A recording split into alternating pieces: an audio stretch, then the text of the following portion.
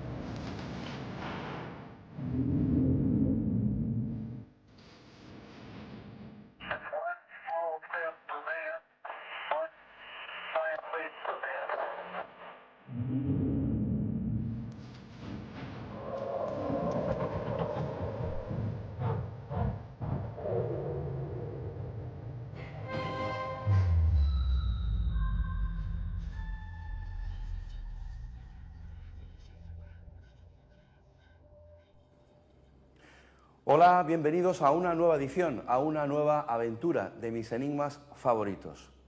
Se cuenta en algunos textos de libros sagrados de la antigüedad que hace milenios hubo un diluvio universal que inundó todo el planeta y que solamente se salvaron unos pocos y unas cuantas especies animales.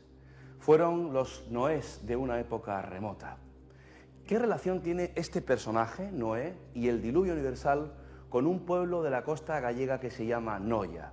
¿Realmente ocurrió de verdad el diluvio universal? ¿Existen pruebas arqueológicas, geológicas o climáticas de que esto pudiera ocurrir? Y si existió Noé y todo esto es verdad, ¿dónde están los restos del arca donde viajó, donde navegó? ¿Y qué me dicen de otro enigma, de otro misterio como el de los ángeles? ¿Creen ustedes en su existencia? ¿Creen que es posible la comunicación con ellos? A lo largo de la historia ha habido personajes que parece haberlo conseguido, y nada más y nada menos que a través de piedras.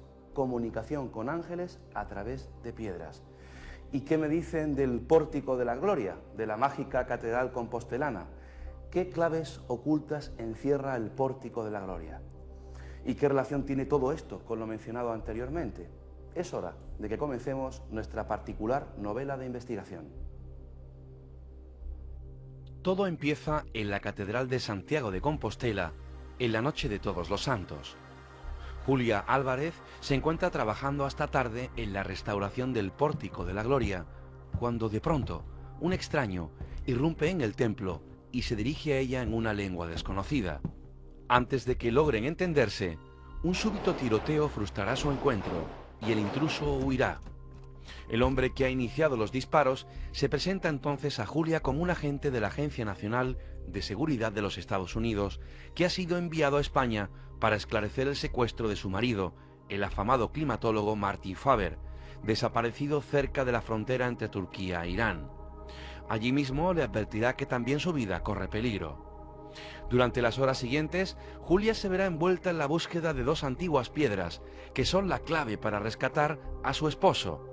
Son dos minerales únicos, descritos en detalle por primera vez en el siglo XVI, llamados adamantas, que pertenecieron a un matemático y astrólogo de la corte de Isabel I de Inglaterra, que dedicó buena parte de su vida a investigar las posibilidades de comunicarse con los ángeles y que Julia y Martín recibieron como regalo de boda 5 años atrás. Conocidas también como betilos, heliogábalos, chintamanis e incluso piedras susurrantes, las piedras del matrimonio Faber son codiciadas desde hace siglos por personas de las altas esferas políticas de Estados Unidos, incluido el presidente, y por una secta milenaria del corazón de Armenia.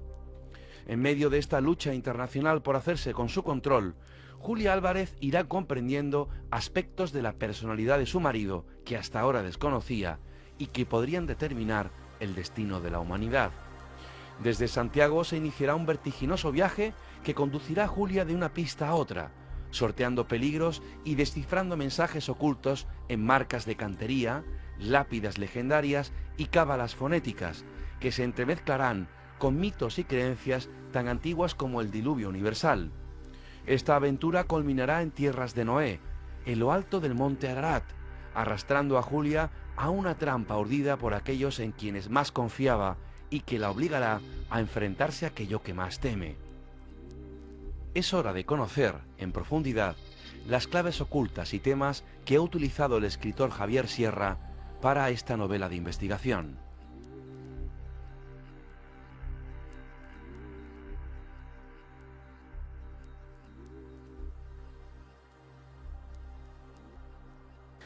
Poco más de un año en muchas librerías de muchos países. La verdad es que es todo un placer, un privilegio tener con nosotros al autor, al escritor de El Ángel Perdido, la novela más esperada tras La Cena Secreta, por supuesto, de la editorial amiga Planeta. Javier Sierra, bienvenido a este programa. Bien hallado, Luis Mariano. Un auténtico placer. Está bien mío. Nosotros. Vamos a presentar hoy El Ángel Perdido. La verdad es que a mí, Javier, me encantó cuando salió el libro a la calle, a todas las librerías, y supe que una de las localizaciones de El Ángel Perdido era la mágica Compostela. Por cierto, lugar donde comienza y donde acaba El Ángel Perdido.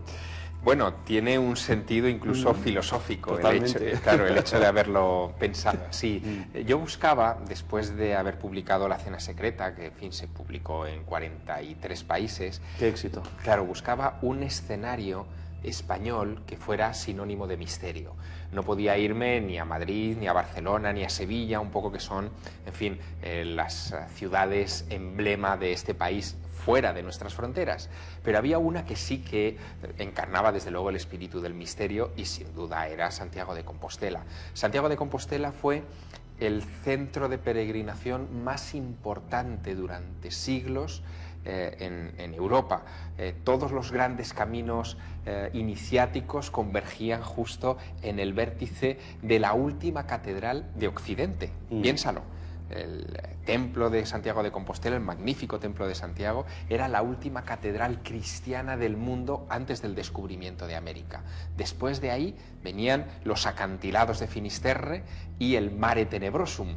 Luego, el hecho de que mi novela empezara ahí, transitara hacia otro fin del mundo en el este, que es el monte Ararat en Turquía, también de fuertes resonancias bíblicas, y volviera al principio, tenía un sentido metafísico profundo, el sentido de aquel que, saliendo en busca del misterio, recorre el mundo y descubre que el verdadero misterio, lo más transformador, el tesoro que él estaba buscando, estaba en el punto de partida. Le pasó a Ulises en la Odisea, pero le ha pasado a muchos grandes personajes de la literatura en estos siglos. Pues si hay alguien que todavía no conoce a Javier Sierra, periodista, escritor, consejero editorial de la revista Más Allá, veterano de este programa, de otros muchos programas donde participa asiduamente, y un eterno, pero joven también, buscador de todos los enigmas y misterios de este planeta. Javier, recuerdo, bueno, él se deja caer siempre que puede, una vez cada temporada de este programa. Además, a mí me gusta mucho, Javier, que cuando sacas, en este caso tú, los libros, donde periodistas, medios de comunicación te persiguen para que puedas concederles una entrevista para promocionar el libro, ha pasado más de un año. Y ahora, teniendo este encuentro con El Ángel Perdido, ya un año vista, ¿cómo ha sido la experiencia de, no solo de escribir el libro, que ahora me contarás por qué El Ángel Perdido, sino de promoción por un montón de países a un año vista, ¿no?, de todo esto? Bueno, 2011, que fue el año en que este libro vio la luz, fue un año muy difícil a nivel editorial. También la crisis económica ha terminado llegando al mundo de la cultura y de los libros. Si te das cuenta también, son cada vez menos los libros, incluso de nuestros temas de misterio, que se publican por editoriales fuertes. Y para mí suponía un reto. Yo propuse que al mal tiempo buena cara, y quise hacer una campaña de promoción y de apoyo al libro como no se había hecho nunca en este país. Ningún escritor en la historia había organizado un tour promocional como el que se orquestó alrededor de esta novela, del Ángel Perdido.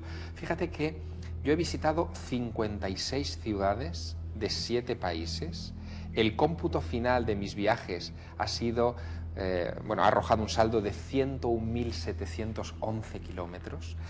Y eso lo que ha significado es la oportunidad única para un autor de poder mirarle a los ojos a sus lectores, de poder pulsar cuáles son las inquietudes reales de el hombre o la mujer de carne y hueso que se acerca a las páginas de mis obras, y lo que yo he aprendido de ellos ha sido infinito. Tanto es así que después de este año, han sido muchos meses de viajes y de encuentros, lo que ardo es ya en deseos de sentarme en mi escritorio y ponerme a redactar la siguiente novela con todo ese bagaje y esas sensaciones en la cabeza, ¿no? Javier, ¿cuántas historias te han llegado a través de los lectores del Ángel Perdido?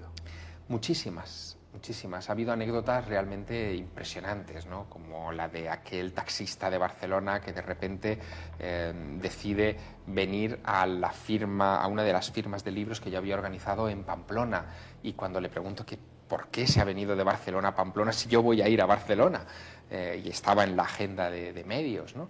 Y me dice, no, porque en Barcelona cuando usted vaya va a tener mucha cola y yo quería verle con más tranquilidad.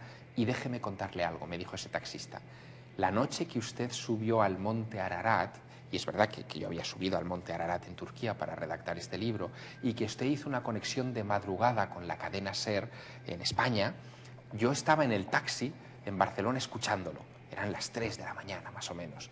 Y esa noche yo quité la bandera de libre del taxi para que no se subiera ningún cliente y pudiera seguir escuchando su crónica.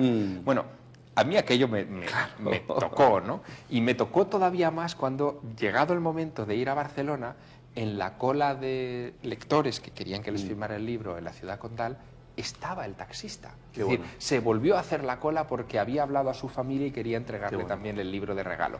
Bueno, esa energía, esa pasión, cuando tú haces algo con pasión, pero descubres que genera pasión en el receptor y entusiasmo en el lector, bueno, ese es el mayor premio que puede llevarse. Porque hay corazón en ello. Desde luego hay corazón, y sobre todo hay algo muy importante. Fíjate, El Ángel Perdido es una novela de búsqueda. Las novelas de búsqueda son los libros esenciales que tenemos todos en la biblioteca de nuestra casa. El Quijote, por ejemplo, es un libro de búsqueda. El ingenioso hidalgo, Alonso Quijano, zarpa o parte de su casa en busca del amor, del amor idealizado que es Dulcinea del Toboso, y en ese transcurso encuentra múltiples aventuras que son las que dan forma a ese libro. El elemento búsqueda es el corazón de la primera novela contemporánea de la historia, que es un libro sobre el Grial. El cuento del Grial de Chrétien de Troyes, siglo XIII. Es el código da Vinci de la Edad Media, en el que Parzival sale en busca de la copa que estuvo sobre la mesa de la última cena, casi la toca, pero se da cuenta de que al final la materia, eso que estaba buscando, no importa. Lo que importa es la búsqueda, el anhelo de querer conseguir algo trascendente. El camino. Y eso es justo lo que yo quise reflejar en El Ángel Perdido. El Ángel Perdido tiene una construcción clásica en ese sentido. Javier, ¿cómo se lleva eso de ser bestseller, ¿no? ¿Y cómo se lleva eso de no ser quizá profeta en su tierra a nivel literario? Porque a mí me da mucho coraje cuando se habla de Dan Brown, que oye, que escribió un buen libro con el Código da Vinci, que gracias a ese libro mucha gente se metió en la búsqueda, pero tenemos un bestseller español que se llama Javier Sierra, y que además es periodista, es investigador y da rigor a lo que escribe. No así con otros autores. Bueno, yo, fíjate, le doy poco peso a esa etiqueta, ¿no? Yo creo que la etiqueta bestseller es una etiqueta comercial de, bueno, un libro o un autor que escribe libros que después tienen buena recepción y se venden. Pero a mí no, fíjate, en el fondo no me importa tanto que un libro mío se venda como que un libro mío se lea. A mí no me emociona tanto ver una pila enorme en un hipermercado y ver a la gente cómo se lo lleva y pasa por caja y se lleva el libro a su casa, como ese momento en el que se te acercan y dicen, oye, he estado en el Monte Ararat contigo, he estado haciendo el camino de Julia Álvarez o de Martín Fabre, que son los dos protagonistas fundamentales del Ángel Perdido, y he descubierto muchas cosas sobre nuestros orígenes, porque al fin y al cabo la novela intenta resolver la pregunta, nada fácil, de dónde venimos. Yo siempre intento resolver una pregunta fundamental en mis obras. Y no hay templarios. Y no hay templarios en esta obra, desde luego. Pero al final lo emocionante es eso, el que te lean, ¿no? El saberte leído. O, por ejemplo, el hecho de que a fecha de hoy, y fíjate que han pasado años ya, y hemos hablado tú y yo en este mismo programa de ello. Cuando yo publico mi primera novela, que es La Dama Azul, la historia de esa mujer del siglo XVII, de la época de Felipe IV, que dicen que sin salir de su convento en Soria aparece en América y convierte tribus indígenas allá. Bueno, pues hay gente que lee esa novela hoy. Después de haber leído El Ángel Perdido, descubre que hay otras obras mías y se embebe de esa historia y termina encontrándote y preguntándote, ¿es posible bilocarse? ¿Se ha fotografiado el pasado alguna vez? Como sugiero también en aquella novela. Bueno, pues generar esas inquietudes es el premio que yo persigo con mi obra. Javier, hay muchos misterios que tú abordas en El Ángel Perdido y fíjate, hablabas de la Dama Azul, ¿no? Y haciendo una especie de conexión del Ángel Perdido y la Dama Azul... La hay y mucha, sobre todo para el que quiera verlo. Pero hay un tema sugerente, muy bonito, que tú llevas abordándolo años, que la gente se acerca a él ahora quizá de nuevas, y es el tema de los ángeles. Y es, claro, es un tema que tú también metes en El Ángel Perdido. Mira, Luis, el tema de los ángeles, yo esto no lo he contado en ninguna entrevista, pero el tema de los ángeles a mí me tocó por primera vez en 1989. Fue un año muy importante en nuestras vidas, ¿no? Porque fue el año que cae el muro de Berlín, es el año del OVNI de Vorónezh, ¿te acuerdas? Pero también es el año en el que se funda la revista Más Allá, por ejemplo, y que es la primera gran revista profesional a todo color que había lanzado Fernando Jiménez del Oso y que llegaba a los kioscos con una fuerza avasalladora. Y yo recuerdo que uno de los primeros reportajes que me encargaron en el año 89, yo tenía 17 años recién cumplidos, fue el ir a un pueblecito donde había tocado la lotería, el gordo de la lotería aquel año en Valencia, que se llamaba Paiporta, y donde un grupo de chavales, jóvenes, dijeron que habían sido visitados por ángeles de carne y hueso en un pub del pueblo, fíjate qué historia más rocambolesca, y les habían entregado un libro lleno de profecías sobre el fin del mundo que llamaban el libro de las 2000 páginas. Yo me fui a ver a aquellos chavales y estuve durante varios días con ellos y me estuvieron contando cómo efectivamente unos ángeles vestidos con vaqueros y con camiseta se les habían aparecido en el bar cercano a su casa y les habían estado dictando profecías sobre el futuro.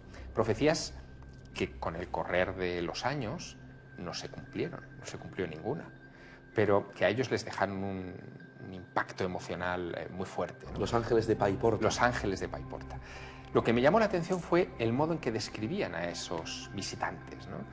Gente como tú y como yo, de aspecto caucásico, nórdico, pelo rubio, sí, de complexión fuerte, en fin... Muy guapos, que podían pasar desapercibidos más o menos en cualquier lugar, y que me recordó inmediatamente a las descripciones de ángeles que aparecen en la Biblia. Porque si echamos mano del libro del Génesis, por ejemplo, el primer libro con el que se abre el Antiguo Testamento, y leemos las descripciones que ahí se hacen de los ángeles que visitan a Abraham, por ejemplo, descubriremos, para nuestro asombro, que esas descripciones coinciden con las de los chicos de Paiporta, que no habían leído, desde luego, ese libro ni se habían fijado en esos detalles, ¿no?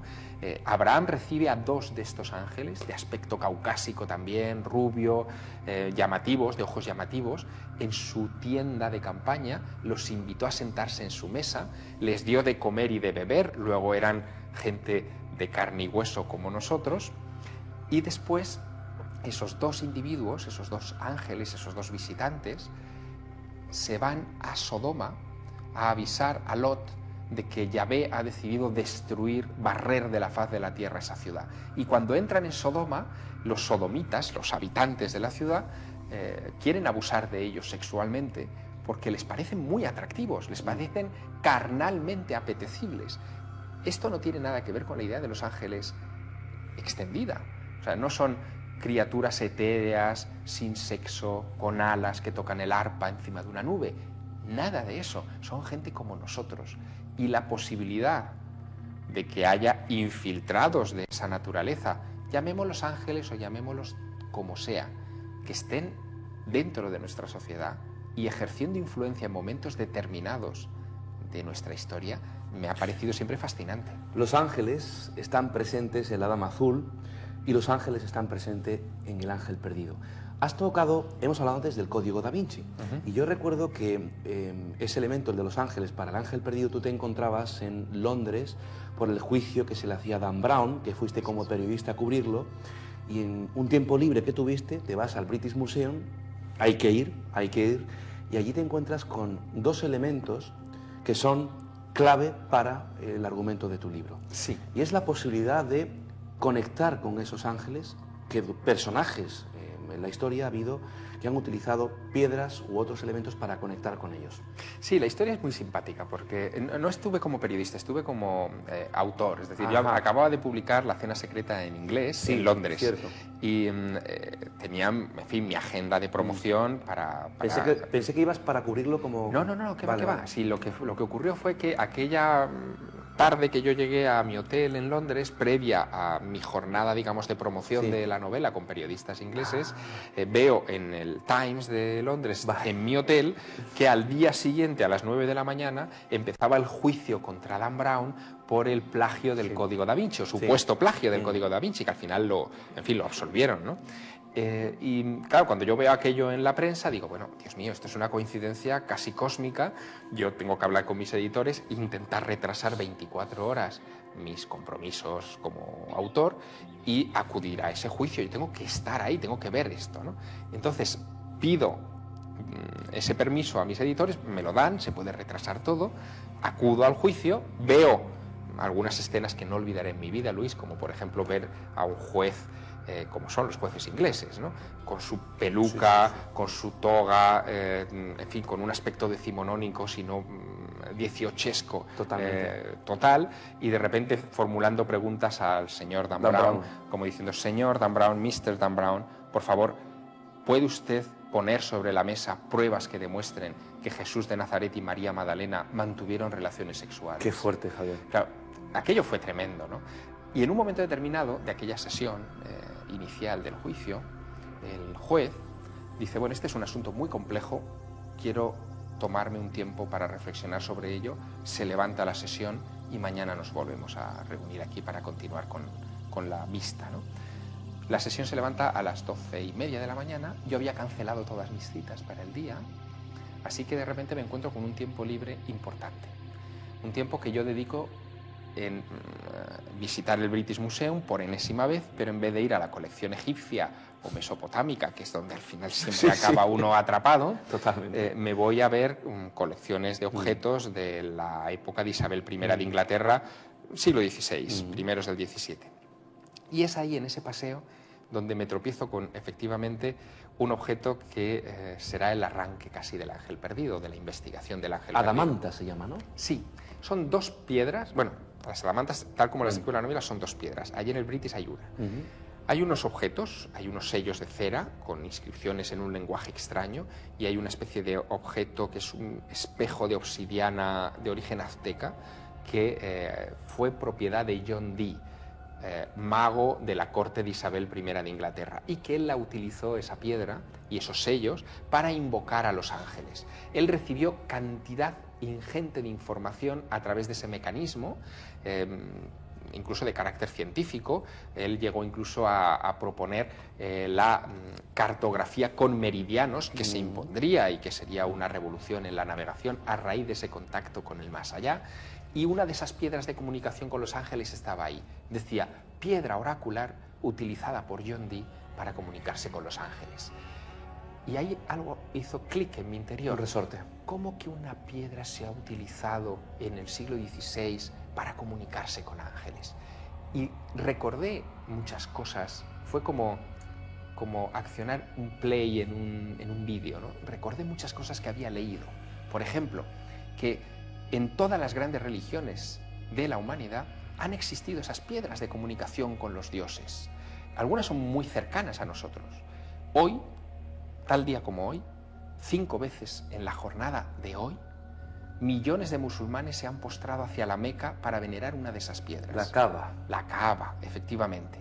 Se custodia en una gran caja, en un edificio cuadrangular en el corazón de la Meca. Es una piedra ¿Meteórica? Se supone que meteorítica, porque no se ha podido analizar. La llaman un betilo en el mundo antiguo, y que, según la leyenda, cayó del cielo, rasgó la bóveda celeste dejando un agujero arriba por el que el profeta podía comunicarse con Yahvé, perdón, con Alá.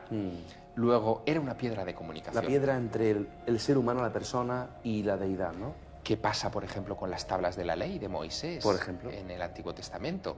Él las recibe directamente de Dios con las instrucciones para regir a la sociedad humana, pero son también piedras de comunicación, porque Moisés, recuérdalo, las coloca dentro del Arca de la Alianza y durante el Éxodo el arca es utilizada para invocar la presencia de Yahvé en el tabernáculo, ¿no? en la tienda portátil, en el templo portátil en el que se custodiaba este objeto.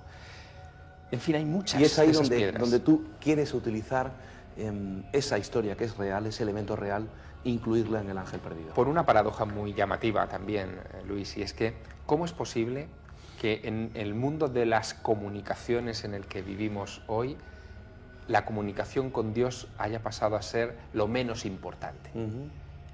Y en cambio, en ese mundo antiguo donde las comunicaciones eran muy difíciles, muy lentas, muy pesadas, la comunicación con Dios estaba omnipresente. Esa paradoja, a ojos de un escritor y de un interesado en los misterios de la historia, se convirtió en algo muy interesante de rastrear, y durante meses estuve persiguiendo estos betilos por todo el mundo y las historias que las rodeaban, ¿no? Antes de hacer nuestra primera pausa, Javier, El ángel perdido es una novela de investigación, como a ti te gusta denominar. Hay rigor, hay búsqueda. Es también un grito, una denuncia para precisamente decirle al hombre del siglo XXI que ha perdido su esencia, su auténtica esencia, y esa conexión, no solo con la antigüedad, sino con esa deidad, con esa divinidad que actualmente parece que hemos perdido. Hay un aviso, indudablemente, al lector, ¿no? Hemos construido una sociedad extraordinariamente materialista. ¿Tecnológica? Sí, pero muy materialista. Es decir, parece que todo tiene que poderse tocar, pesar, medir. Hemos basado nuestra existencia, nuestra felicidad en lo material. En lo más inmediato. Y sin embargo no tenemos visión de horizonte. No nos emocionamos con una puesta de sol, no nos sobrecogemos poniéndonos debajo de la bóveda celeste una noche despejada. No tocamos la piedra. Exacto, para tratar de arañar un poco el infinito. Y este libro justo apela a ese sentido, al sentido del infinito que debe estar en todo ser humano. Solo mirando al horizonte, sabremos cuál es el camino a seguir. Si miramos al suelo, terminaremos tropezándonos. Hacemos nuestra primera pausa, pero Javier, ¿realmente pudo ocurrir el diluvio universal? Sin lugar a dudas. Lo mencionan todas las culturas. Hay 240 versiones del mito del diluvio inventariadas en culturas de los 5 continentes. Todas cuentan esencialmente lo mismo, porque probablemente se trata de un recuerdo atávico de algo que sucedió. Luego, si quieres, lo comentamos. Pues en la segunda parte del programa hablamos de Noé, el diluvio universal. Vamos a ver a Javier escalando nada más y nada menos que el Ararat, precisamente para vivir en primera persona algo de lo que escribe en El ángel perdido. Será en unos minutos. Hasta ahora mismo, amigos.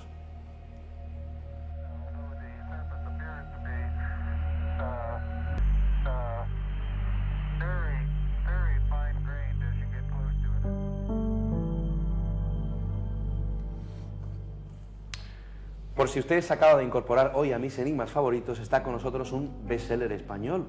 A él no le gusta mucho este término, pero es que es la realidad. Ha escrito muchos libros, muy vendido en muchos países.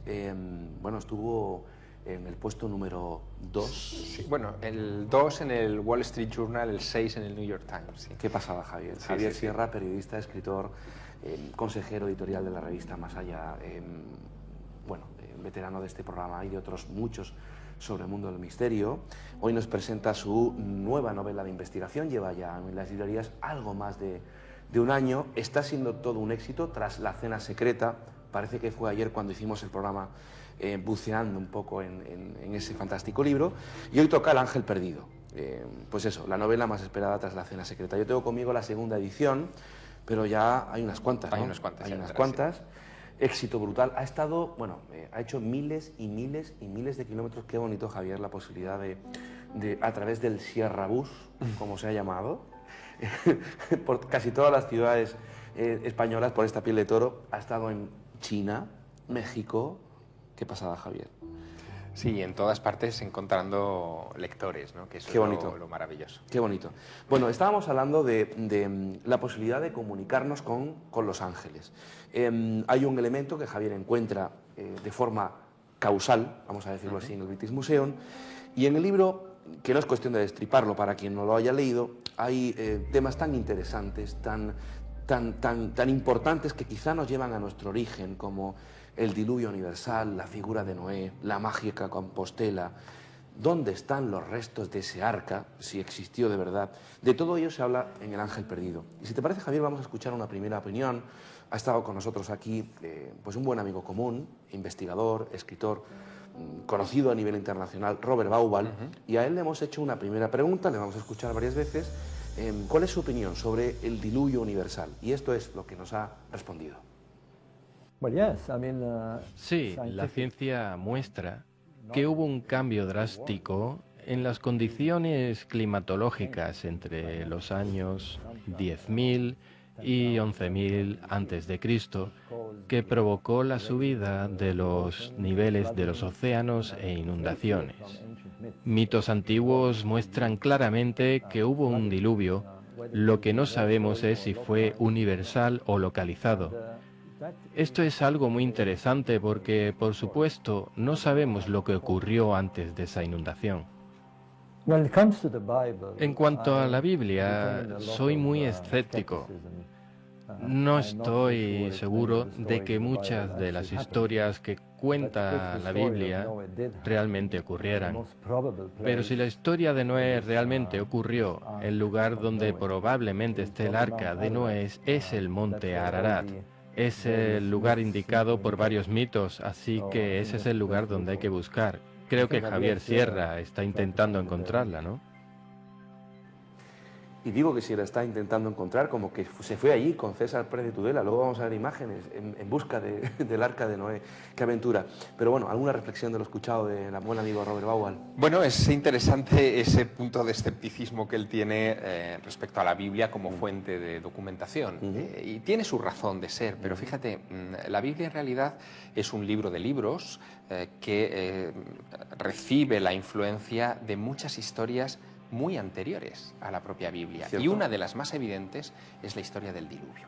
Fíjate que el Antiguo Testamento, casi todos los expertos coinciden que se debió empezar a redactar los distintos libros del Antiguo Testamento hacia más o menos, hace unos 4.000 años aproximadamente. Hace 6.000 se redactaba y se ponía por escrito la primera novela, entre comillas, de la humanidad, que es la Epopeya de Gilgamesh. La Epopeya de Gilgamesh es un texto sumerio que cuenta el viaje de un rey que acaba de llegar a su trono, es un rey joven, que es este Gilgamesh, y que de repente, pese a ser rey, vive angustiado porque se da cuenta de que de nada le vale la corona para superar el destino que la vida le tiene preparado. El destino es el mismo tuyo, mío y el de los espectadores, es la muerte. Así que él, sublevado con esa idea de que va a morir, emprende un viaje hacia el territorio de los dioses, hacia el Edén, para encararse a los dioses y reclamarles la inmortalidad. Después de muchísimas peripecias, que son las que cuenta la Epopeya de Gilgamesh, llega al Edén, traspasa ese umbral, entra en el más allá donde viven los dioses, y los dioses le dicen que solo un humano en la historia de la humanidad ha merecido la inmortalidad. Ese hombre se llama Utnapishtim y es un personaje que se salvó en medio de una disputa de los dioses Enki y Enlil del panteón sumerio, cuando uno de ellos, Enki, le avisó de que el otro, su hermano Enlil, planeaba la destrucción de la humanidad por una inundación. Enki le susurró a través de una pared de cañizo, le susurró que construyera un barco de unas determinadas dimensiones y unas características muy, muy concretas. Esas características son las mismas que después aparecerán 20 siglos más tarde en el Antiguo Testamento. Es la misma historia, pero contada miles de años antes, 2000 años antes. Y probablemente el relato de Gilgamesh ni siquiera sea original. Es decir, muy probablemente se hace eco de una tradición mucho, mucho más antigua, en una época en la que no existía escritura, en la que la única forma de transmitir conocimiento de padres a hijos era a través de cuentos, era a través de relatos que se contaban al calor de la lumbre bajo las estrellas. Pero, Javier, tenemos una fecha. Sí. Se maneja una fecha. Claro, porque lo que dice Robert en estas palabras que nos ha dedicado es que ese relato puede retrotraerse a hace aproximadamente 10 u 11.000 años.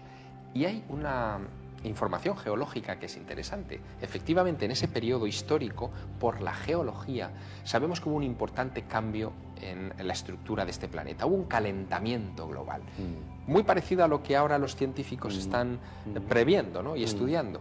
Un calentamiento en el que las grandes masas de hielo de los polos, que en el caso del Polo Norte llegaban casi hasta Burgos, es decir, habían tapado buena parte de Europa, merced a ese calentamiento comenzaron a retroceder, a dejar más terrenos de cultivo abiertos, pero ese agua tenía que ir a alguna parte y fue a los océanos. Los océanos subieron de nivel, el perfil costero de todo el planeta cambió y probablemente muchas de las poblaciones primigenias de nuestra especie hace 10, 11, 12.000 años que estaban viviendo en las zonas templadas de costa perecieron inundadas por este fenómeno.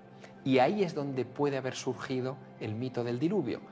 La manera de transmitir de padres a hijos, cuidado con la costa, cuidado con la subida de las aguas, fue a través de estos cuentos. El mito del diluvio y los diferentes noés.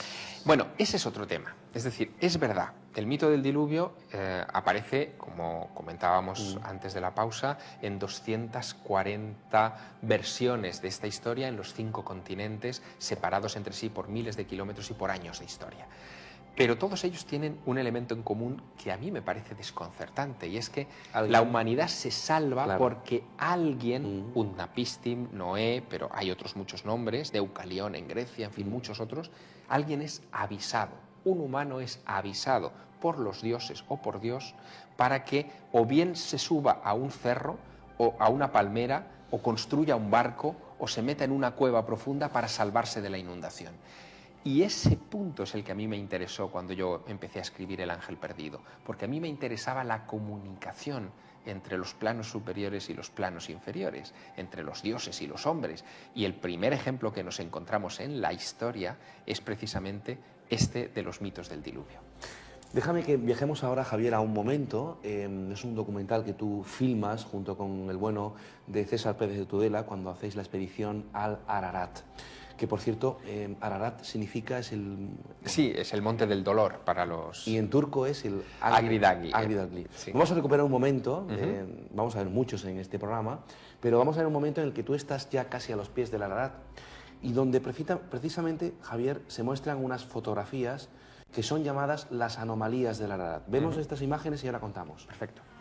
Lo que ocurrió aquí fue que en junio de 1960, la revista Life publicó por primera vez las fotos de esta formación geológica diciendo que era la verdadera Arca de Noé.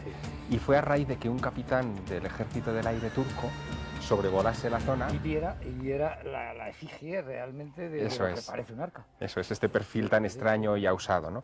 Sí. La duda es si esta formación es simplemente arcilla sobre un lecho de roca volcánica, claro, o si realmente corresponde a una estructura de cañizo asfaltado, por entendernos, o sea, petrificado ya en la antigüedad y que pudiera haber servido de...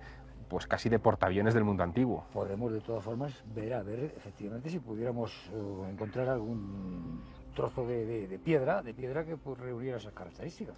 Lo curioso es que esta no es la única arca de la zona, hay más arcas, no solo la del Ararat, sino que hay más arcas en los alrededores, con lo cual o en la antigüedad hubo muchas o todas parten de ese mito antiguo y claro, queremos ver lo que no hay, ¿no? Qué momentos, ¿no, Javier? Junto a una leyenda viva como César Pérez de Tudela, en los inicios de esa expedición que te llevaría por lo menos una parte de... No sé si la cumbre, ¿no, Javier? Bueno, es una cumbre de 5.165 metros de altura, es decir, había que organizar una expedición de alta montaña para conocer eso. Sí, bueno, al final, fíjate, yo me he comprometido desde hace años mucho con mis novelas y cuando describo un escenario o hablo de algo que es más o menos tangible, que pueda estar en nuestro mundo, pues tienes que ir. Tengo que ir, claro. Y con el monte Ararat, que ocupa una parte muy importante del Ángel Perdido, en fin, no podía escribir esa obra sin acudir al lugar, pero había varias dificultades. Una, que el monte Ararat, que es mencionado en la Biblia como el lugar en el que vara el arca de Noé, pero también se alude a él en el Corán, por ejemplo, y los hebreos desde luego lo tienen como efectivamente el punto en el que nuestra humanidad renace o se reinicia después del diluvio. Es una zona fronteriza entre Armenia, Irán y Turquía, muy militarizada, es zona kurda, ha habido un montón de problemas políticos de todo signo y había que pedir permiso a las autoridades militares. A mí me conceden ese permiso para un mes de octubre, que ya es el inicio de la temporada de nieves, y por lo tanto lo que están persiguiendo al darme esa autorización, esa luz verde, es que desista, que no me atreva a meterme en ese monte, que es una trampa mortal, donde han muerto muchos expedicionarios que han subido en condiciones similares a las mías. Pero bueno, tú me conoces, yo soy de Teruel, aguanto el frío, soy perseverante, así que ya que tenía el permiso, decido intentarlo hasta el límite. Y llamo a César Pérez de Tudela, maestro de alpinistas. Él ha estado 3 veces ya antes de este viaje en el monte Ararat, para pedirle orientación y un poco asesoramiento, ¿no? Que me diga qué equipos tengo que llevar, con quién tengo que comunicarme, en fin, qué cosas básicas debería llevar en mi mochila para esa expedición. Y César hace una reflexión que lo honra y que lo convierte a mis ojos en un verdadero héroe. Dice: hombre, dice, tú eres un novato en la montaña, ¿verdad? Porque tú nunca has subido a 5.000 metros. Digo, no, nunca. Dice, a ver si vas a tener la suerte del novato y vas a conseguir lo que yo no he conseguido en las 3 veces anteriores, que es ver el arca. Así que por si acaso me voy contigo. Se vino conmigo. Qué genial. Organizamos esa expedición. César tiene 71 años, o sea, que no es un adolescente, pero sabe de montaña como ningún otro. Javier, ¿por qué en el Ararat? Es decir, ¿qué pruebas hay, arqueológicas cuanto menos, para tú marcharte al Ararat y tener la certeza o la medio seguridad de que los restos del arca puedan estar ahí, bueno, y no en otro sitio? Mira, está desde luego toda la referencia bíblica que antes te comentaba. Incluso hay un episodio de Marco Polo que dice que él llega a ver el arca caminando por las faldas de esa montaña yendo hacia Oriente, pero lo que más me anima a esa expedición es la desclasificación de una serie de fotografías de la Agencia Central de Inteligencia de la CIA norteamericana en el año 2005, en las que aparece en fotografía satélite de esa región geoestratégica algo a 4.900 metros de altura, más o menos, en un risco que parece una roca de unos 130 metros de largo que emerge de tarde en tarde en los veranos más cálidos debajo de un glaciar. Eso es lo que se ha llamado la anomalía del Ararat y está ahí, efectivamente está. Yo la tenía localizada incluso por GPS, sabía las coordenadas exactas, y yo lo que quería era llegar al glaciar donde está la anomalía del Ararat. Por eso emprendo esa expedición. Vamos a ver ahora imágenes de Javier también ascendiendo junto a César Pérez de Tudela. Y Javier, aparte por cierto, esta expedición la finalizaste, llegaste a buen puerto, pero no la encontraste, el arca. Sí, bueno, me pasó un poco lo que a este caballero Parcival del cuento del Grial de Chrétien de Troyes. Casi araño mi objetivo y finalmente nos tenemos que dar la vuelta por las condiciones climatológicas. Como te decía, era octubre, inicio de temporada de nieve, y el Ararat, el Monte del Dolor, como allí lo llaman, decidió no concedernos el permiso para llegar al lugar, ¿no? Pero el objetivo se cumplió, es decir, la idea era hacerlo, lo hiciste, te empapaste de la experiencia y eso lógicamente era necesario para escribir El ángel perdido. Bueno, el último tercio de la novela transcurre en el monte Ararat, en unos glaciares muy determinados que se describen con mucha verosimilitud y donde el lector termina pasando un poquito de frío, porque en fin, se produce toda la escena esta en condiciones invernales y que refleja milimétricamente lo que yo viví en ¿Tú tienes la convicción, Javier, de que los restos del arca de Noé están allí, en Ararat? Mira, después de descender de la montaña, porque terminamos huyendo de la tormenta, fueron 11 horas de descenso ininterrumpidas, que se dice pronto.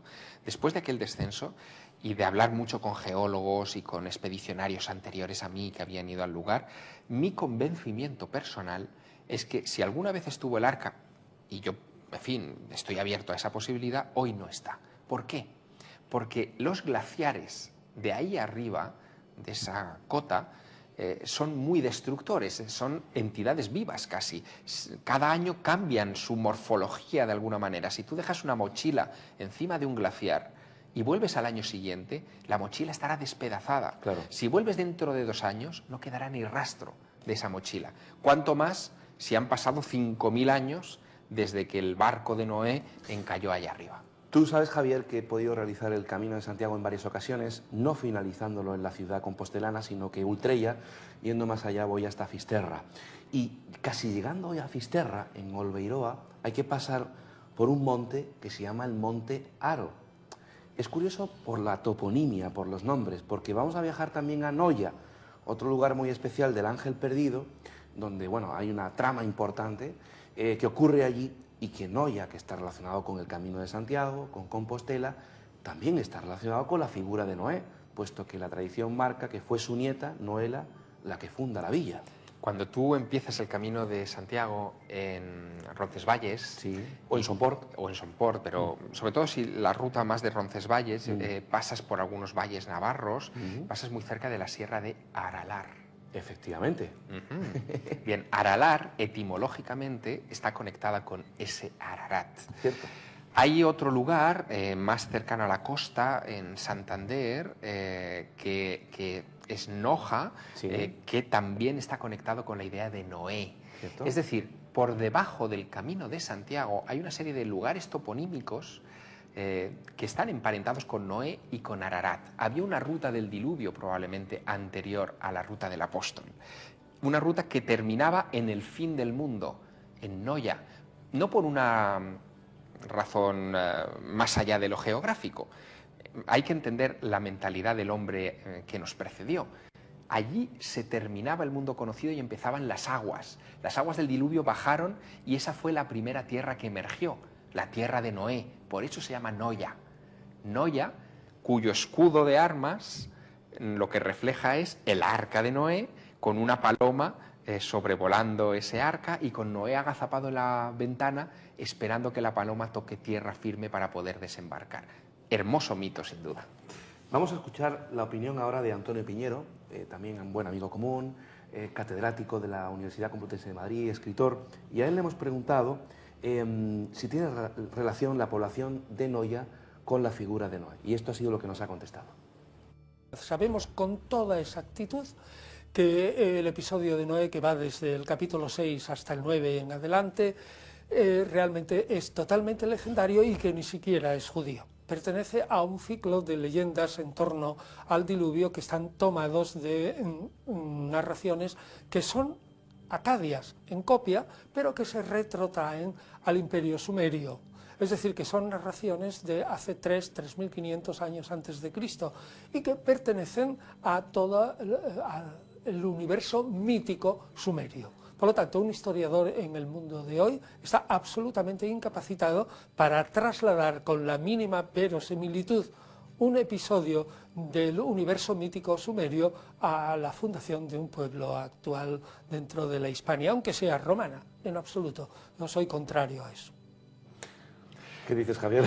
Normal, lo que dice Antonio Piñero es muy sensato, pero la cuestión es que aquí tenemos un enigma, es decir, ¿por qué aproximadamente, en fin, hace unos 1000 y pico años, no se sabe muy bien tampoco el momento de fundación de Noia, los que fundan la ciudad deciden dedicar esa urbe al patriarca Noé y al arca, ¿no? Al arca de Noé? Pero es que hay un misterio más, Luis, que entronca la presencia sumeria o la presencia del mito sumerio en esas tierras. No digo el bíblico, digo el sumerio. Y es que en el Pórtico de la Gloria, la piedra angular del Pórtico de la Gloria, la que sostiene la columna que sujeta al Pantocrátor de la obra maestra de Mateo, del escultor, está identificada positivamente por la Fundación Barrié de la Maza, que son los que están restaurando el pórtico desde hace unos años, con Gilgamés. Qué pagano, ¿no? Tremendo, tremendo, pero es que probablemente lo que hace el maestro Mateo en esa base del pórtico, donde hay elementos que no son de la Biblia, hay como animales teratológicos, mitad ave, mitad fiera, con un pico ganchudo que parece que van a arrebatarle el alma al peregrino. Todo eso es prebíblico. La base del pórtico es prebíblica. De hecho, de alguna manera, cuando el maestro Mateo levanta esa maravilla, lo que pretende, dicen los ortodoxos, es mostrar el triunfo del cristianismo sobre las raíces paganas. Pero, amigo, es que la base del pórtico es Gilgamés, según estas investigaciones de la Fundación Barrié, y por lo tanto la presencia del mito sumerio estaba en Galicia. Ahora bien, y este es el gran misterio, Luis, ¿cómo el maestro Mateo en el siglo XIII supo de Gilgamés si los historiadores de hoy en realidad supieron de la existencia de la epopeya de Gilgamés y del mito sumerio en el siglo XIX, cuando se descubrieron las tablillas de Nínive? Esa es la pregunta. Esa es la pregunta. Y ese es el misterio. Le hemos preguntado también a otro buen amigo común sobre este lugar especial y que también es parte importante en la trama del Ángel Perdido, la iglesia Santa María a Nova. En Noia. Le hemos preguntado al investigador y escritor y historiador Mariano Fernández Urresti, tocayo mío. Le escuchamos. Sí, hoy en día puedes visitar la iglesia, el interior de ella, y encontrar dos sorpresas. Una, las lápidas de los canteros medievales, que la historia, los historiadores oficiales dicen que en su superficie hay símbolos gremiales grabados, y otros que proponen una hipótesis alternativa, y es que esas losas sepulcrales que nunca cubrieron ninguna tumba, las tejaban los canteros después de haber, entre comillas, resucitado tras haber realizado el Camino de Santiago, y allí grababan pues su pasado y su nueva identidad. La segunda sorpresa, hay un ataúd de Joan d'Estivadas, que está o estaba, no sé si lo habrán cambiado, a la izquierda de la iglesia según entras. Joan d'Estivadas, dicho así, pues es un nombre que pasa inadvertido, pero hay toda una historia a través de ese, o a partir de ese personaje, que nos hace referencia al mito de Noé. Noé, dice en la tradición, que llegó a tierras gallegas, y Noia fue fundado por Noela, una de las descendientes de Noé, y la llegada de ese Noé podría no ser un personaje individual, sino un colectivo, un pueblo superviviente de un desastre. Atlántida, donde sea. Esa gente llega y se instala, y pues tal vez, con el paso del tiempo, viejos pues sus descendientes regresan a ver el lugar de sus ancestros, y por eso realizan el Camino de Santiago a la inversa. Regresan a donde llegó los Noés. En Llanes, en Asturias, está el monumento del Picotú, en honor a Túbal, que era uno de los descendientes de Noé. En Cantabria hay un pueblo que se llama Noja. Es decir, hay muchas zonas del norte de España, de la cornisa cantábrica, que hacen referencia al mito de Noé.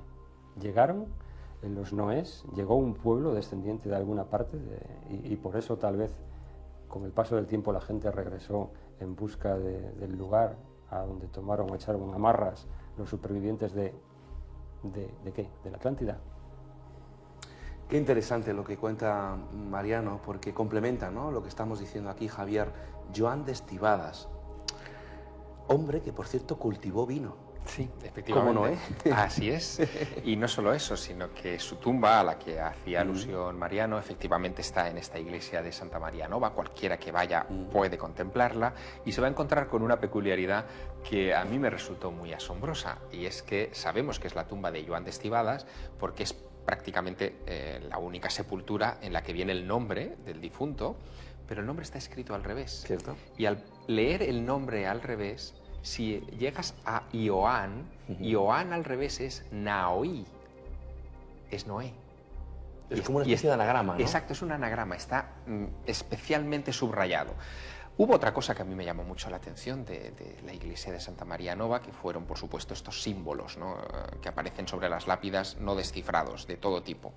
Y me llamó mucho la atención porque encontré muchas similitudes, muchas, más allá de lo casual, entre algunos de esos símbolos y los símbolos que recibió John Dee este mago de la corte de Isabel I de Inglaterra de los ángeles. Incluso su símbolo fundamental, que es la mónada jeroglífica, que es el que ilustra un poco la portada del libro, esta especie de diablillo o de mezcla de símbolos astrológicos antiguos, aparece muy similar, con una variante muy pequeña, en una de las lápidas de Santa María Nova en Noia. Así que imagínate la mente de un escritor con todos esos elementos relacionados, distintas épocas, convergiendo en un lugar como ese, daba para una novela excelente. Vamos a hacer nuestra segunda pausa, Javier, qué rápido pasa el tiempo, estoy disfrutando de verdad muchísimo. Y vamos a escuchar una nueva opinión de nuestro buen amigo Jesús Callejo, investigador y escritor, porque le quise preguntar sobre quizá los diferentes noés que pudo haber en la antigüedad y los pueblos atlánticos, porque pudiera ser posible, Javier, que hubiese una Atlántida, un continente que se hundió, que hubo supervivientes y que esos supervivientes, los diferentes noés, arribaran a costas atlánticas, a los diferentes finisterres atlánticos y que empezaran a poblar y a legar conocimiento y a inscribir en piedra. Vamos a escuchar a Jesús Callejo. Si hablamos de que ha habido varios diluvios, también ha habido varios Noés. Ahí sí que entramos en un arquetipo. Noé no era una persona física, incluso hubiera sido impensable que Noé, sus 3 hijos y sus respectivas mujeres pudieran construir un arca de esas dimensiones, de 150 metros de esloras, que es como un transatlántico. Es decir, ahí hay una parte simbólica en todo esto. Lo que está claro, o por lo menos lo que yo entiendo que se refieren a este tipo de mitos, es que en épocas determinadas de la historia del planeta, empezando por la última glaciación, cuando termina esos 12.000 años, sí que hubo grandes cataclismos que generó que la población se diezmara, y a partir de ahí, con pequeños núcleos poblacionales, empezaron a surgir grupos, en este caso ya sedentarios. Ya sabes que esos 12.000 años genera la extinción de una forma de entender el mundo, como eran los cazadores, los recolectores, y se crea ahora otra humanidad que son los agricultores, aquellas personas que realmente viven de la ganadería, que se asientan en un terreno determinado. Toda esa mentalidad se genera alrededor de una época concreta que son los 12.000 años. Por lo tanto, quiere decir que hubo poblaciones minúsculas que se fueron repoblando a raíz de algún tipo de cataclismo, que luego se generaron pues muchas de las leyendas, muchos de los mitos y muchos de esos noés. Ya sabes que Noé es una palabra genérica, pero luego están los Utpanistín o Manu o distintos nombres en función de la tradición, siempre haciendo referencia al mismo modus operandi que ocurrió hace 5.000, hace 7.000 o hace 12.000 años. Javier, ¿alguna reflexión o opinión de lo escuchado de Jesús? Bueno, es un tema que quizá no lleguemos a resolver nunca, ¿no? De dónde procede toda esta mitología de emigrantes del mundo antiguo a raíz de este tipo de catástrofes. Desde luego, el mito de la Atlántida, del hundimiento de la Atlántida, que Platón sitúa más o menos hacia el 9000 a.C., coincide más o menos con esta época de la glaciación, ¿no? Del final de la era glacial, del calentamiento global que hablábamos antes. Pero fíjate, Platón, en sus diálogos, en el Timeo y en el Critias, cuando habla de la Atlántida, lo describe como una tierra que está más allá de las columnas de Hércules, tan grande como África y Asia juntas. Son casi palabras textuales. ¿Y si de repente la Atlántida fuera América? ¿Y si de repente esa desconexión con el continente americano se produjo porque al replegarse los fríos, deshacerse la masa polar, que como antes contábamos estaba casi llegando a Burgos, también se desconectara el estrecho de Bering, por donde uno podía transitar desde los países nórdicos actuales del viejo mundo al nuevo? Y ahí es donde se produjera esa sensación de orfandad. A lo mejor es en clave geológica como debemos empezar a leer esos mitos. Y eso abre una perspectiva muy interesante que sin duda creo que dará muchos resultados en los próximos años. Dentro de unos minutos continuamos desgranando, investigando el ángel perdido, las claves ocultas del ángel perdido. Hasta ahora mismo. Ocultas del ángel perdido. Hasta ahora mismo.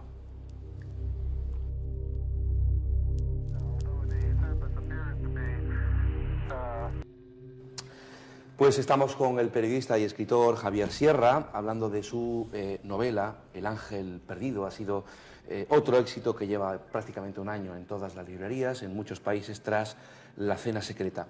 Javier, yo entiendo que libros como El secreto egipcio de Napoleón, Las puertas templarias, mi favorito, La dama azul, me encanta, nos encanta a todos los que hemos leído.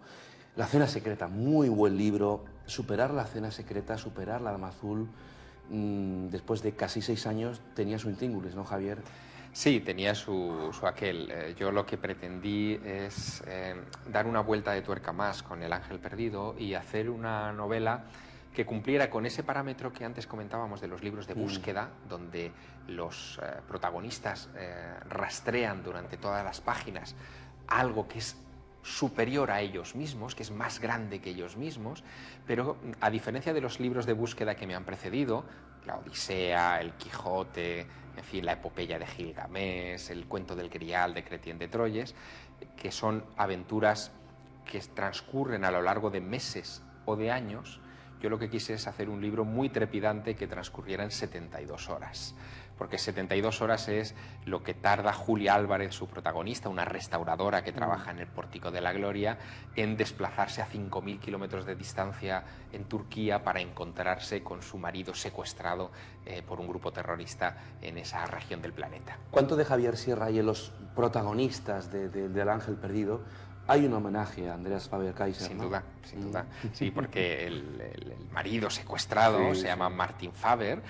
Martin también. Martin, sí, claro. Y Faber tiene que ver indudablemente con Andreas Faber-Kaiser, que es un escritor que mucha gente joven no conoce hoy en día, pero que fue director de una publicación muy determinante en España y Sudamérica sobre nuestros temas, que se llama Mundo Desconocido. Mítica. Sí, y además fue un hombre... valiente. Sí, pero muy aventurero también, porque él hizo expediciones a lugares muy remotos. Estuvo en Cachemira, buscando a la tumba de Jesús de Nazaret, de Isa, que es un personaje que todavía hoy se venera en esa región tan políticamente complicada, pero también estuvo en Pompey, en la Micronesia, buscando las islas artificiales de esas latitudes y el secreto de Nan Madol, que es un conjunto megalítico bien misterioso que hay en ese rincón del mundo, ¿no? Así que es un personaje al que yo le he seguido la pista, lo conocí personalmente, lo traté mucho, tuvimos amistad hasta su muerte en 1994 y quería rendirle desde luego ese homenaje. El ángel perdido no es una meta, sino un cruce de caminos. Sin lugar a dudas, lo que es sobre todo también es una formulación de preguntas. Preguntas que traslado al lector, que trato de resolverlas en la medida de mis posibilidades, doy apuntes ahí. Por ejemplo, toda esta historia, esta obsesión permanente en la novela de la comunicación entre Dios y los hombres, interrumpida en esta era de las comunicaciones, paradójicamente, deriva hacia una pregunta sobre nuestros orígenes. Nosotros tenemos mucho de Dios, mucho más de lo que nos pensamos. Hay un pasaje con el que abro la novela, que es Génesis capítulo 6, un pasaje muy misterioso también para los teólogos, donde se habla de que los hijos de Dios, en un momento determinado de nuestro pasado remoto, se mezclaron con las hijas de los hombres y tuvieron descendencia. Es decir, los ángeles, los intermediarios entre Dios y los hombres, eran tan carnales que mantuvieron relaciones sexuales con humanas y tuvieron descendencia, que fueron los gigantes de la Biblia, los titanes, que Dios querrá exterminar con el diluvio. Los héroes de la antigüedad, los gigantes, esa raza. Pero qué curioso, se supone que Dios extermina a aquella especie de gigantes híbridos para que sea el verdadero humano el que permanezca. ¿Y quién es el verdadero humano? ¿Quién lo encabeza? Noé. ¿Cierto? Si tú lees en los textos de la tradición judía la historia de Noé, te quedarás perplejo. Noé es hijo oficial de Lamec. Lamec cuenta la Mishnah, por ejemplo, que hace un viaje de más de 9 meses fuera de casa y cuando regresa su mujer está dando a luz a un niño. No ha sido él el padre. 9 meses. Más de 9 meses estuvo fuera. El niño es rubio, con los ojos azules, y Lamec le increpa a su mujer diciendo: has tenido relación con los guardianes. Ella lo niega, dice: yo no he mantenido relación con nadie. Pero ese Noé, que será después el único que se salvará, resulta que es uno de ellos. Qué curioso. Y esa duda es tremenda. Sí. Y las implicaciones filosóficas que tiene son tremendas a su vez. Y citas a la duda y a la pregunta, Javier. Dicen que el buen investigador no es el que más respuestas tiene, sino el que mejor y más preguntas se hace. Y el lector, cuando termina de leer El ángel perdido, se hace muchas preguntas. Creo que las más importantes, donde nos lleva precisamente a ese posible origen. Javier, hay elementos en la novela como el Kurdistán, la localidad coruñesa de Noya, el libro de Enoch, el arca de Noé y el monte Ararat, el mago astrólogo de Isabel I de Inglaterra, John Dee, el pórtico de la gloria, la epopeya de Gilgamesh, el presidente de Estados Unidos como un arquetipo. ¿Por qué el presidente de los Estados Unidos? Bueno, porque, a ver, no se pueden dar demasiados detalles, pero el presidente de los Estados Unidos, en este caso, está implicado en un proyecto precisamente de comunicación que tiene, en fin, tiene mucha deuda con los proyectos SETI, con esta idea de captar señales del espacio profundo. Y además, fíjate, también por una cosa, yo dudé en algún momento si en vez de colocar al presidente de los Estados Unidos en esta trama, colocar a un ficticio, por supuesto, presidente del gobierno español. No tendría la misma fuerza. Claro. No nos creemos que el presidente del gobierno español esté para asuntos que trasciendan a la política. En cambio, en el caso del presidente americano, sí. Y eso debería hacernos pensar también sobre la clase de políticos que tenemos. Atención. Javier, más elementos que tú has incluido en la novela, el fundador de los mormones. Es curioso, Joseph Smith, que tiene lo que investigamos en ufología, una especie de encuentro, ¿no? Con un ángel, que le entrega un libro de páginas de oro, que él traducirá con ayuda de 2 piedras, Urim y Tumim, que aparecen mencionadas en el Antiguo Testamento porque estaban junto al Arca de la Alianza y servían para comunicarse con Dios. Y ese libro, que él traducirá con esa ayuda, será la base del libro del Mormón, que es el texto sagrado de los mormones, ¿no? Y tú juegas con otro elemento importante, Javier. Estamos viviendo con toda seguridad un cambio climático, la actividad solar y sus consecuencias sobre nuestro clima. Y aquí es donde quiero, de alguna forma, hacer una especie de epílogo, ¿no?, de toda esta investigación. Estamos teniendo claramente un cambio climático. Estamos sufriendo tormentas solares. Los científicos no saben muy bien cómo funciona el Sol. Se habla de profecía maya, se habla del fin del mundo. ¿Hasta qué punto, Javier Sierra, El ángel perdido es profético? Pues no lo sé. Cuando yo estaba investigando para la novela, quedé muy conmocionado con los avances que se están realizando en estos días respecto al Sol. Tenemos 2 sondas de la NASA, se llaman las SOHO, que están orbitando continuamente al Sol y dándonos información a tiempo real de lo que ocurre en su superficie, que hasta ahora desconocíamos. Y nos hemos hecho más conscientes que nunca de la enorme influencia magnética, en este caso, electromagnética, que ejerce el Sol sobre nosotros.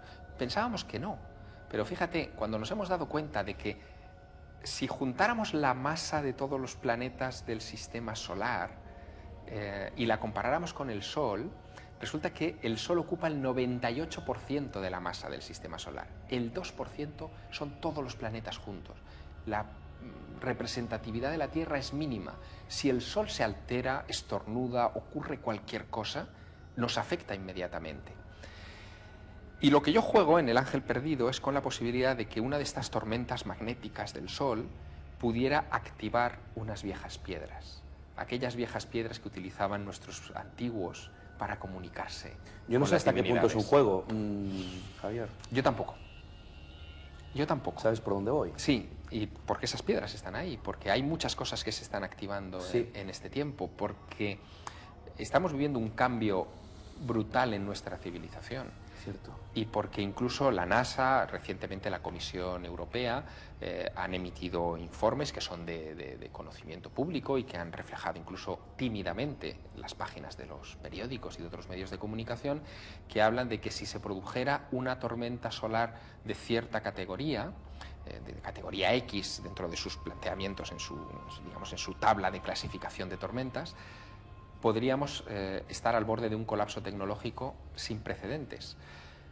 Hablan de 6 meses sin energía eléctrica. ¿Nos podemos imaginar qué sería de nuestra civilización si nos quedáramos 6 meses sin luz? Un caos, Javier. Absoluto. Nunca en la historia hemos estado tan dependientes, en fin, de la tecnología, de la electricidad como hasta ahora. Comunicaciones, todo. Hubo un caso en 1859 que se conoce como el evento Carrington, donde una tormenta de categoría X4 más o menos, en ese índice, impactó directamente con la Tierra. ¿Sabes lo que ocurrió?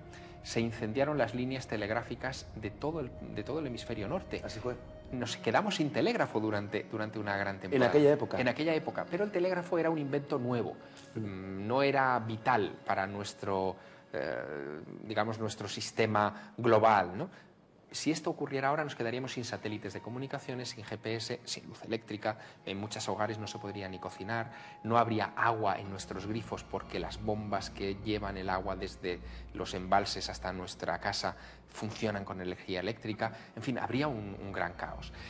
Y esto está dentro hoy, no lo estaba hace 10 años, está dentro hoy de los riesgos potenciales a los que se enfrenta nuestra especie, y así están inventariados en los protocolos de seguridad de medio mundo ya. Javier, tu novela El ángel perdido gira en torno a un eje importantísimo. Hablamos de la Catedral de Santiago de Compostela. ¿Qué son exactamente las catedrales? Y tú has escrito mucho sobre esto. Y si realmente estamos en tiempos donde quizás estas catedrales, construidas sobre lugares de poder, sean el acceso, la puerta, una especie de activador de algo que no sabemos muy bien qué es.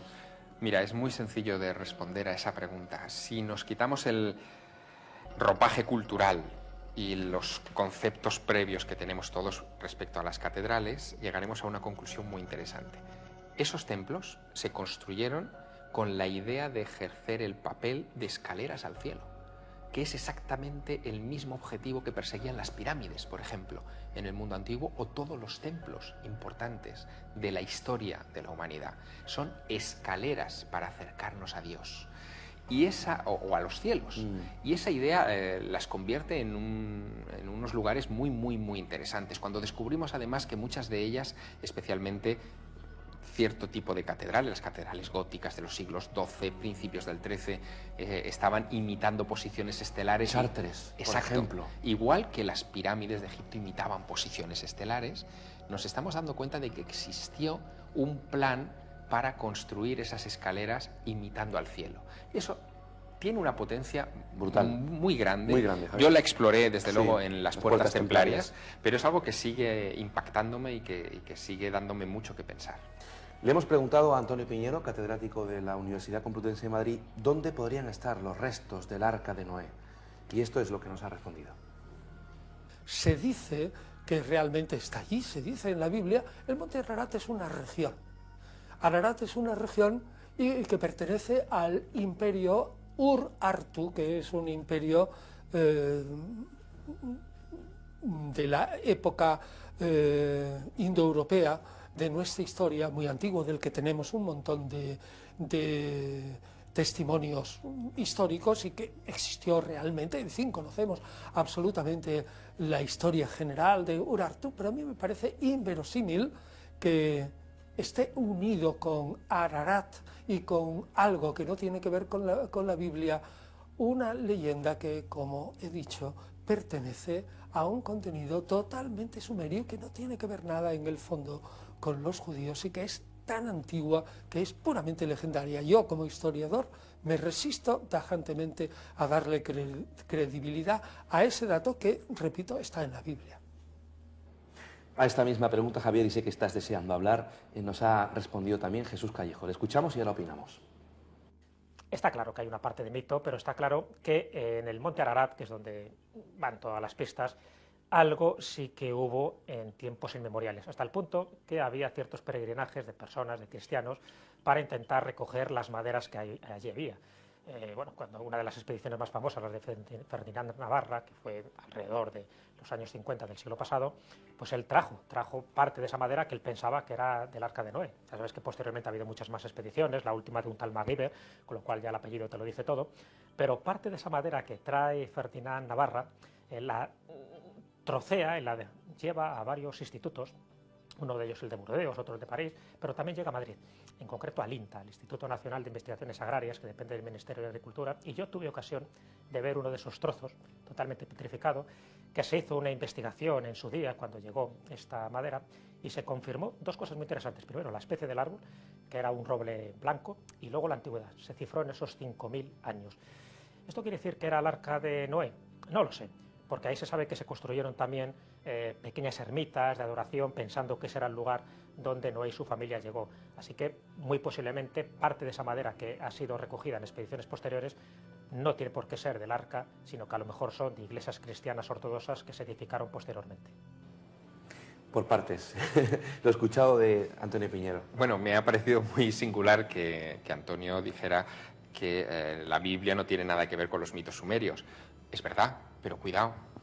Cuando leemos las Sagradas Escrituras nuestras, vemos que el pueblo judío, después de Nabucodonosor, ¿dónde vivió el exilio? ¿A dónde fue exiliado? A Babilonia.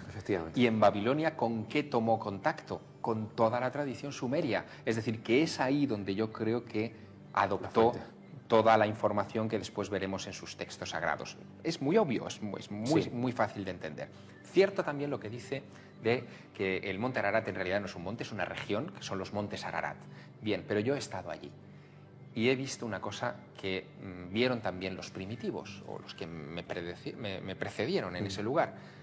De todos esos montes Ararat, solo hay uno que es colosal. Es una especie de Olimpo, que es una escalera al cielo de alguna manera y que destaca por encima de todos los demás, que es el Gran Ararat. El Gran Ararat tiene 5.165 metros de altura. Después, junto a él, al ladito, está el pequeño Ararat, que tiene unos 4.600 metros, y todas las demás montañas son inferiores. Cuando ves el panorama desde cualquier región, desde cualquier punto de la región, quiero decir, indudablemente hay una montaña que llama la atención, que es el Ararat, y que es lógico que ahí, en fin, se haya convertido en el lugar de la leyenda. Javier, hemos preguntado también al bueno de Robert Bauval sobre el mito sumerio, la Biblia, y si los sumerios son más antiguos que los egipcios. Vamos a escucharle porque es algo que me gustaría también que tú opinaras. Creo que muchos contenidos de la Biblia fueron sustraídos de esos mitos de épocas mucho más antiguas. Por ejemplo, el mito de Osiris, que tuvo mucha influencia en la Biblia.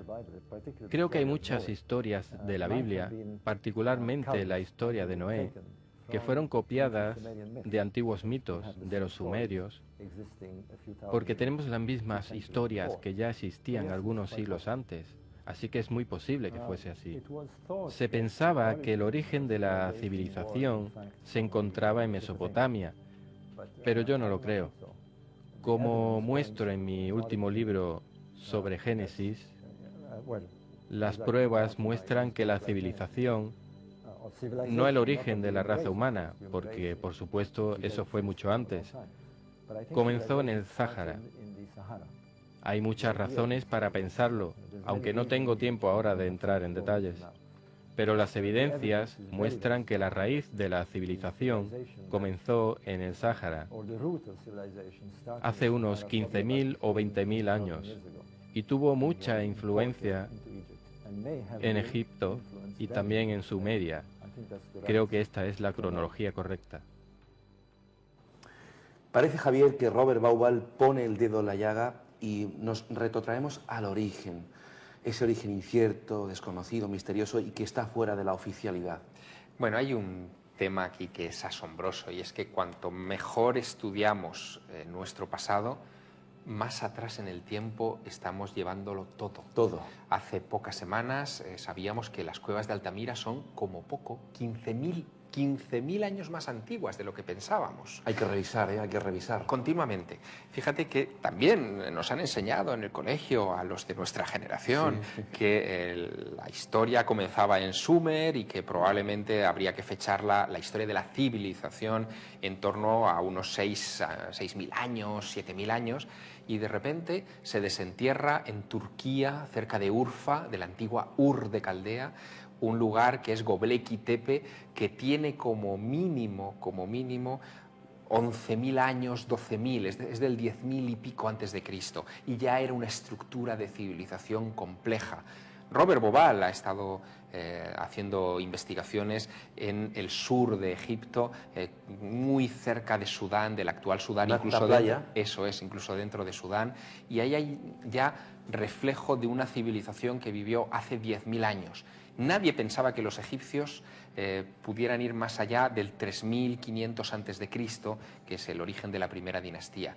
Pero caramba, los propios egipcios, si los escucháramos, decían de sí mismos que antes del faraón Escorpión, del primer faraón de Egipto, hubo al menos 10.000 años de historia en las que los gobernantes del país, agárrate, fueron mitad humanos, mitad dioses. ¿Me suena eso, Javier? Volvemos de nuevo a lo que antes hablábamos de la Biblia. Sí, me suena eso. Así que todo esto está conectado y hay que saber interpretarlo. Mi posición, desde hace años ya, tú lo sabes, es que los mitos son cápsulas de información. Por supuesto tienen un ropaje, digamos, textual, de relato, ingenuo, aparentemente ingenuo, pero en una época en la que no existía Internet, no había tecnología para archivar información, ni para transmitirla a una generación en adelante, o 2, o 3, o 100, la única forma que tenían cierta, segura, de poder transmitir una enseñanza era a través de los mitos, de los cuentos. Y eso es lo que tenemos que explorar con ojos del siglo XXI para saber de dónde venimos. Un último apunte y una última reflexión y una última opinión, Javier, de nuestro buen amigo Robert Bauval.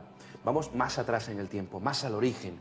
Hay un salto que la ciencia no puede explicar, del Homo erectus al Homo sapiens. ¿Qué pasa ahí? ¿Hubo una manipulación? Sobre esto nos habla Robert Bauval. Hablando de las pruebas que nos hacen pensar en que haya habido alguna intervención, por supuesto hay estudios muy conocidos que han sido comentados muchas veces. El problema es que las pruebas que presentan no son convincentes, son interesantes, pero no han servido para realizar una investigación seria. Analizar textos antiguos también es interesante, pero de nuevo con eso no se va a persuadir a ningún investigador de cierto calibre a que investigue. Creo que lo que merece la pena considerar es escoger ciertas anomalías que existen, como las que hay en Egipto. Muchas veces he hablado de las grandes piedras que usaron en la construcción de los templos y pirámides de Giza, que pensaban entre 100 y 200 toneladas. Para mí es una anomalía, no solo por pensar en cómo se movieron estas grandes piedras, sino más importante aún, ¿por qué moverían piedras tan grandes? No era necesario. Esto es un gran enigma. Es siempre a través de anomalías que se consiguen avances científicos. Ese es el camino a seguir, porque si llegamos a la conclusión de que estas acciones no son posibles en el contexto de estas civilizaciones antiguas, porque no tenían tecnología necesaria, que no sabían ni podían hacer algo así, entonces tenemos que considerar que hay algo más. Y es por ahí por donde la investigación debe ir. Y esa es la dirección por la que estoy apostando. Hay investigadores serios que son ingenieros, arquitectos, geólogos que dicen que esto no es posible. Así que si no tiene explicación hay que buscar otras opciones. Este es el camino a seguir. No me cabe duda, Javier, que si tuvieses la máquina del tiempo, estoy seguro que uno de los momentos, yo lo haría, a los que iría sería precisamente ¿qué pasó ahí? ¿Qué crees que pasó, Javier, en ese salto evolutivo? Bueno, esa es una de las grandes preguntas, ¿no? Quizá lo que ha dicho Robert yo lo resumiría en ese hay algo más. Y ese algo más es justo el punto en el que tenemos que concentrarnos. Decía John Anthony West, que es un investigador también de Egipto, que ha trabajado mucho con Robert Bauval, que cuando uno estudia el Antiguo Egipto se encuentra con una paradoja que es imposible de resolver. ¿Cómo es posible que en las primeras dinastías faraónicas se movieran esos bloques enormes de piedra de 200 toneladas de peso? 200 toneladas es como 200 coches, es decir, casi como el aparcamiento de un gran hipermercado, ¿no? Bueno, ¿cómo es posible que movieran esos bloques de piedra, algunos incluso de 1.200 toneladas, no de 200, de 1.200 toneladas, y que en los años posteriores la cultura egipcia fuera reduciendo esa capacidad de mover bloques a bloques más pequeños, que son los que encontramos en los templos del Imperio Medio, ¿no? de la zona media de Egipto? Es como si de repente en la historia del automóvil lo que apareciera fuera un Mercedes último modelo en el principio de la historia del automóvil y ahora estuviéramos conduciendo un Forte, uno de los primeros coches que existieron, ¿no? Esa es la gran paradoja. ¿Que hay algo más en esto que se nos escapa a la historia? Sin lugar a dudas. Ahora bien, surgen dos vías de interpretación. O una cultura madre que desapareció, quizá producto de una catástrofe climatológica, de una tormenta solar, de algo que se nos escapa y que no ha pasado a las crónicas, o dos, una intervención de fuera, de una civilización que no era de aquí y que pudo haber contribuido de alguna manera a ese avance. Cualquiera de las dos posibilidades, cualquiera de las dos, y yo no me decanto por ninguna, me parece fascinante. Javier, al final de mis enigmas favoritos preguntamos a los amigos que van pasando por aquí cuál es su enigma favorito. Le ha tocado ahora a Jean-Paul Bauval, hermano de Robert Bauval, investigador, escritor también y arquitecto. Y tiene que ver precisamente con Egipto. Vamos a escucharle. Bueno, tengo varios, pero en ese momento me gustaría hablar de uno, que es un descubrimiento que han hecho hace muy pocos meses, en el año 2011, que es un grafiti, una pintada, que está detrás de la famosa puerta de Gantenbrink. Y que esto todavía nadie sabe exactamente lo que es. No es un jeroglífico, tampoco es una escritura, tampoco es una escultura. Entonces ese es un enigma que para mí, en ese momento, me encanta. Hay mucho más, pero este es lo que me fascina más ahora mismo. Esta pintura hay mucha gente que intentaron descifrarla y todavía no sabemos nada. Pero yo tengo una idea muy personal de esto, que creo que es una clave. Quiere decir que hemos tardado casi 4.300 años en descifrar hieroglíficos. Ojalá que para descifrar este graffiti no tardamos tanto. Y creo que nos dará una pista grande para resolver el problema de las pirámides. Qué desafío, Javier Sierra, la Gran Pirámide. Desde luego, sigue siendo uno de los enormes desafíos, es la única maravilla del mundo antiguo, como sabes, que sigue en pie, y el hecho de que estemos utilizando tecnología de alta precisión para arrancarle sus secretos es casi como pensar que los constructores de la Gran Pirámide hace miles de años, no vamos a decir cuántos porque quizá no lo sepamos con exactitud, escondieron ahí un secreto pensando en que algún día, cuando el ser humano estuviera suficientemente desarrollado, accedería a ese misterio. Javier Sierra, ha sido un auténtico placer.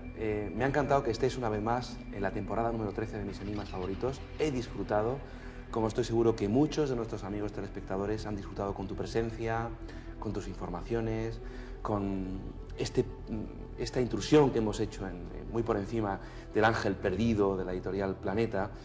Lleva poco más de un año en las librerías. Estoy seguro que muchos amigos están deseando comprarlo, leerlo. Enhorabuena por tu trabajo, Javier. Que sabes que este programa es tu casa y que estoy encantado siempre que quieras venir. Muchísimas gracias. Acudiré, desde luego. Me encuentro muy a gusto en tu compañía.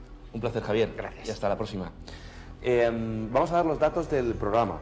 Por supuesto, la página web, una de ellas, donde pueden adquirir más información sobre el trabajo de Javier Sierra. www.javiersierra.com. Es una página web de referencia donde tienes ahí tus trabajos, tus artículos, toda la información que deseen en www.javiersierra.com, que también está en la red social Facebook, en Twitter, que pueden seguir perfectamente por internet el trabajo de Javier. La página web del programa Mis Enigmas Favoritos, así como su correo electrónico para lo que deseen, www.misenigmasfavoritos.com, www.misenigmasfavoritos.com y nuestro correo electrónico de contacto también para lo que deseen, misenigmasfavoritos@gmail.com, misenigmasfavoritos@gmail.com.